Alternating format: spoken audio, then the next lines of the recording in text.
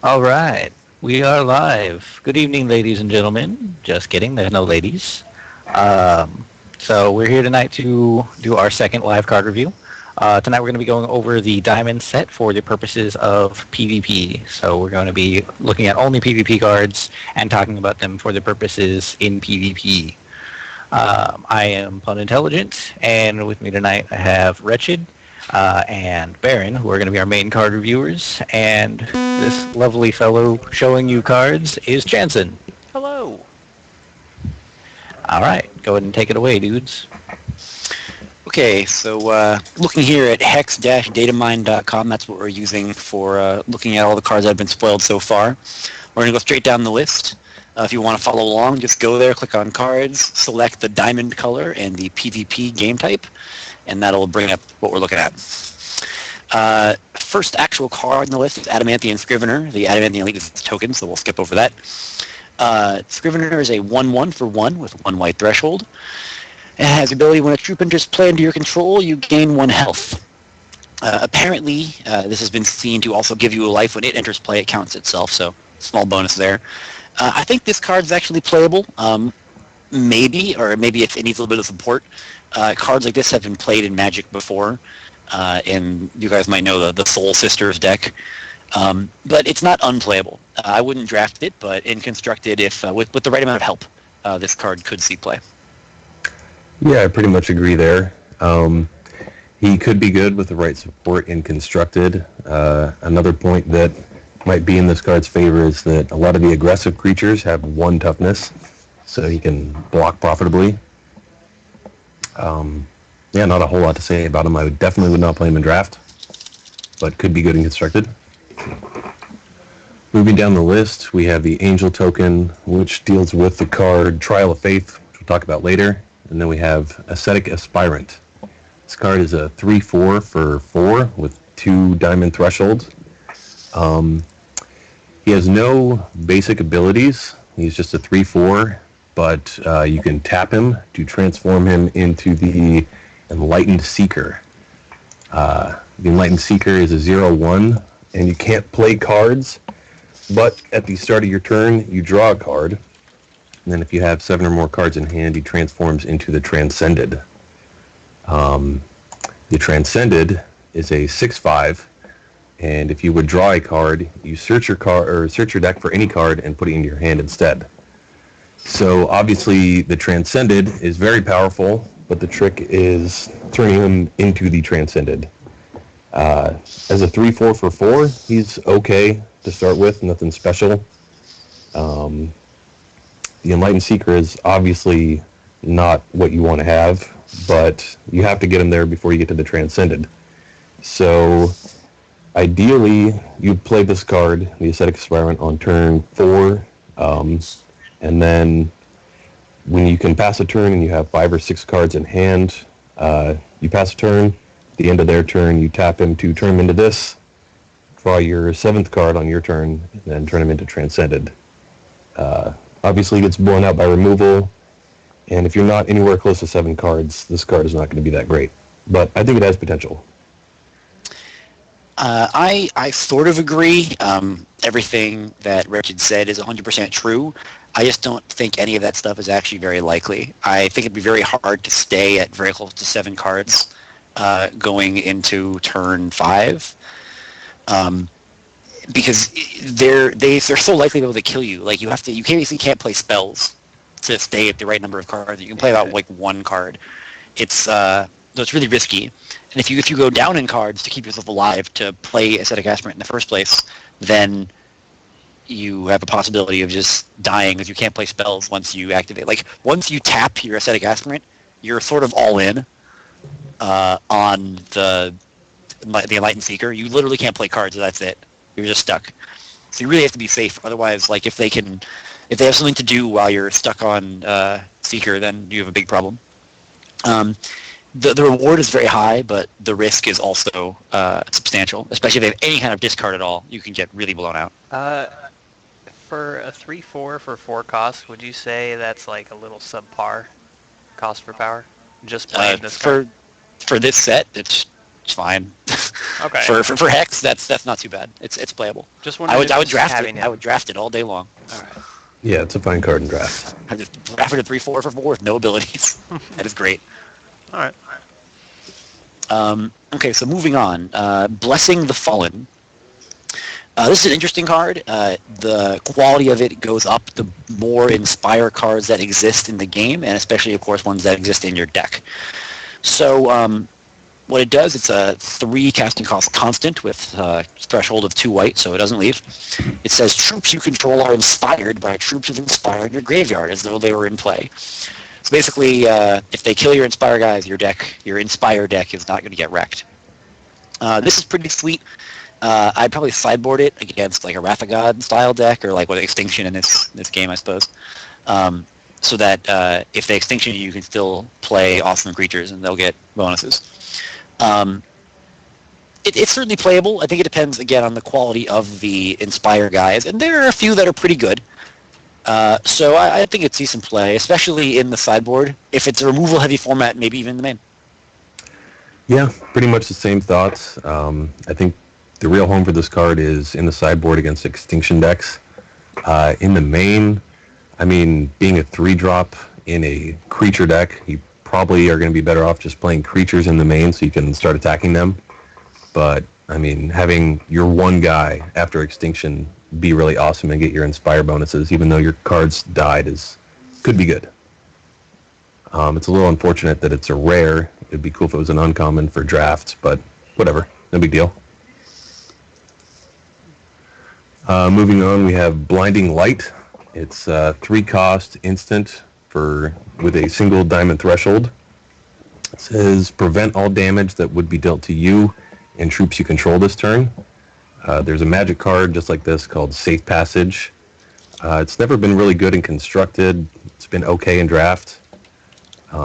Probably the same thing here. Like, I don't really see main decking this in any Constructed decks ever. But it can provide like a pretty good blowout in Limited. So it's worth, I would probably play 1, maybe 2 in a Limited deck, but I would never put this in a Constructed deck. Yeah, 100% agree.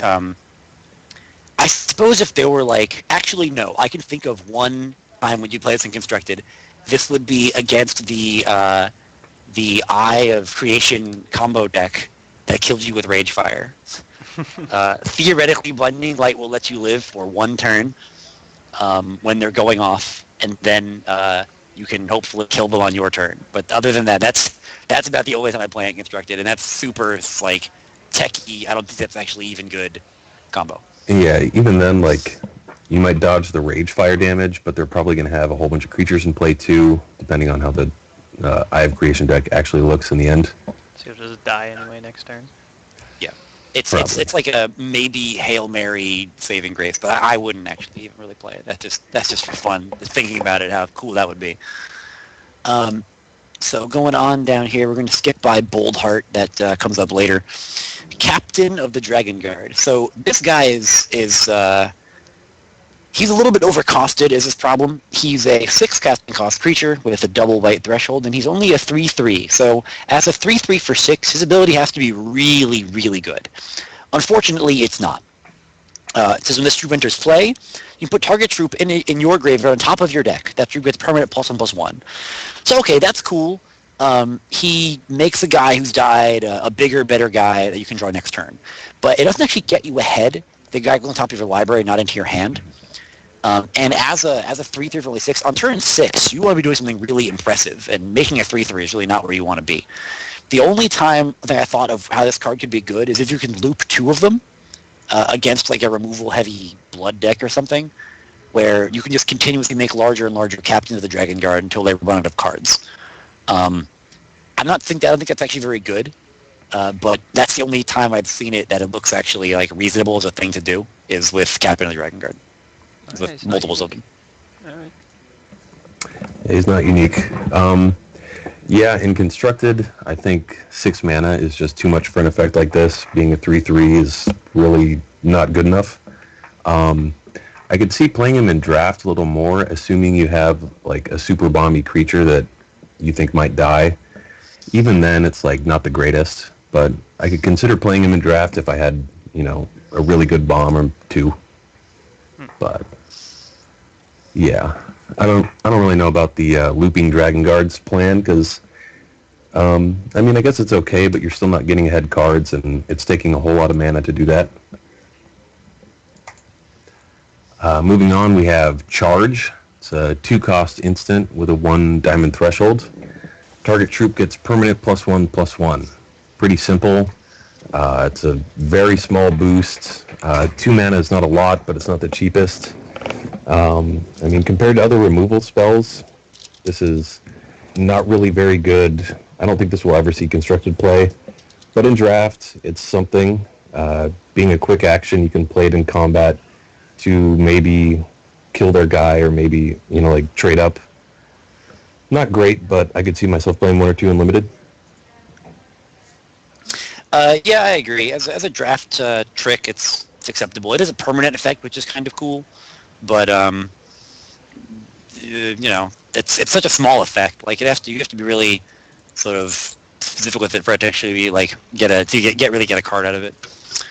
Let's see. We're going to skip past a token, the Diamond Source, part 2 of the aspirant, onto Eternal Youth. And this is one of the escalation cards, which means it pretty much is already good. So Eternal Youth is a 3 casting cost sorcery, basic action, and has a threshold double white. It says gain 5 life, and it has escalation. So every time you play it, you shuffle it into your deck, and the next time you play one with the name, the number, which is 5 in this case, is doubled. So the first time you play it, it's 5 life. Second time you play it, it's 10 life, and so on. If you play it a third time, I'm going to consider you to have won the game, especially against aggro. This is probably a sideboard card only, but it is a very good sideboard card against red decks. If you play 2 of them against a fast, aggressive Ruby deck, they're not going to win. Assuming you can do anything else. But it is a good card. It prevents you from being milled, sort of, as long as you can keep playing 1. It's kind of hard to mill you. I don't know. I guess it doesn't really actually, because they can mill you all of them when they're in your library. But it's the thing. You gain a lot of life. It's a sideboard card. It's really good at doing that job. Yeah. A lot of new players think that gain life, and this one is you keep doubling the amount of life gained, is really good. I don't think it's actually going to be that good for tournament play. The 5 health is really good against super aggressive decks like the mono red deck or maybe some red black deck. I could see running a 1-of if the Ascetic Aspirant deck if Ascetic Aspirant proves to be good. I could see running 1 to have it as an option to tutor up in emergencies. But I think it's probably going to be relegated to sideboard play for the most part. In draft, I would probably not pick this over any removal spell or decent creature. Moving on, we have His Majesty King Gabriel. He's a 7-cost 6/6 unique troop. He has Steadfast, which means he doesn't tap when he attacks. It's like Vigilance from Magic. When this troop enters play, create Bold Heart. Then each other troop you control gets permanent once per game. If this troop would be destroyed, remove all damage from it instead. And so Bold Heart is a 4/4 token for 5. And it has Rage 2. The cost doesn't really matter in this case because King Gabriel puts the token into play, but if it were to return to your hand or something, you could pay 5 to cast it later. As a 7 cost you get a 6/6 and a 4/4. It's actually pretty good, I think. It's really expensive, but you get a lot of value on the board, and then the ability is really insane. So you're just going to win combat for the rest of the game until they deal with King Gabriel. And even if they kill him first, all your guys still have that persistent once per game ability. So in draft, definitely take this first pick, and he will probably see constructed play if there's a control deck that wants some sort of finisher. I think he's really good. Yeah, I agree. I think that, as far as finishers go, a lot of ones in Hex are sort of not super spectacular. This guy is pretty spectacular. I think that he would actually be